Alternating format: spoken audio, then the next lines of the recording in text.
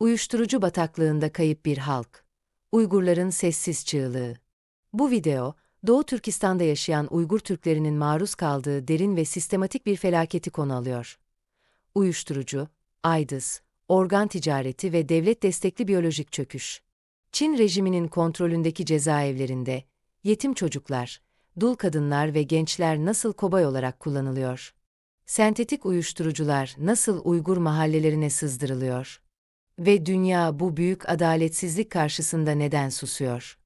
Konu başlıkları: Çin'in sentetik uyuşturucu ekonomisi, Uygurlar üzerindeki biyolojik ve kültürel soykırım, Ruili mezarlığı, sessiz bir toplumun tanıklığı, organ mafyası, fuhuş ve kayıp çocuklar, uluslararası sessizlik ve ihmal. Bu video, yalnızca bir halkın değil, tüm insanlığın vicdanını ilgilendiren bir meseleyi gündeme getiriyor. Gerçeklerle yüzleşmek, sessizliğin suç ortağı olmamaktır. Uyuşturucu bataklığında kayıp bir halk.